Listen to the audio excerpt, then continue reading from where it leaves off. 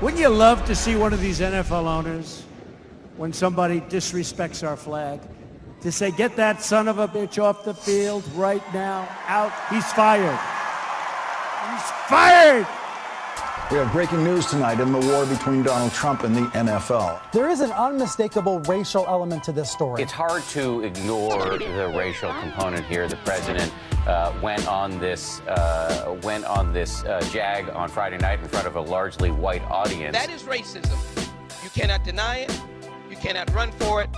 And I kneel in honor of them. A lot of talk now about coded language. You think about what he said, disrespecting our heritage, we, to that largely white crowd. I think there's a lot of folks out there that look at this and say, what are you really trying to say here? This feels like a culture war that's exploding right before our eyes. Is he trying to wage something of a cultural war? Not at all. The president's not talking about race. The president's talking about pride in our country.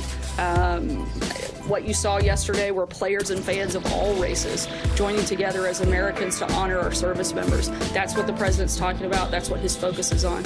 You're not going to find many voices of support outside his base, his extreme base for these remarks. So we have a white supremacist president of the United States. The president of the United States chose to pull the sheets off and reveal himself. He thinks apparently that he is the slave master of black people in the NFL. He wants us to be kneeling in the cotton fields again. The idea that this doesn't have something to do with race is preposterous. This country that he wants to make great again is all about making it white. His whole thing is, when was America, make America great again? Now we see that 1817 is more likely when he's thinking about America being great, as opposed to us kneeling on behalf of righteousness and justice. The national anthem is not a white supremacist symbol.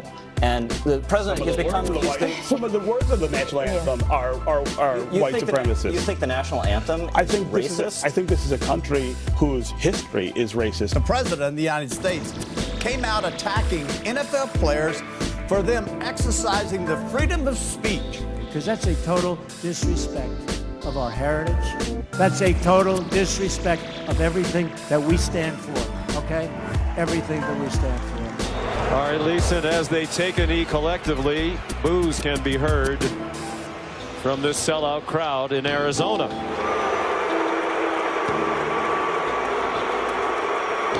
I'm not sure if our president understands those rights. That every American has the right to speak out and also to protest. As a white father, having raised 3 boys, there were a million things to worry about on a daily basis. But it's impossible for me to truly understand the challenges that an African-American father faces at every turn while raising his children. It's like you're at the 50-meter mark in a 100-meter dash. You got that kind of a lead, yes, because you were born white. A lot of these players, they've got feelings, they've got emotions, they've got opinions, and many of the players I spoke to feel that their voice is not being heard, and more specifically, that the president's comments on Friday, particularly calling them SOBs, were a slap in their face. One of the things, though, about football is that it always has a way of kind of unifying us and pulling us together. We hope that this unity that spread throughout the league yesterday will spread throughout America in the weeks and months to come. When people like yourselves turn on television and you see those people taking the knee when they're playing our great national anthem,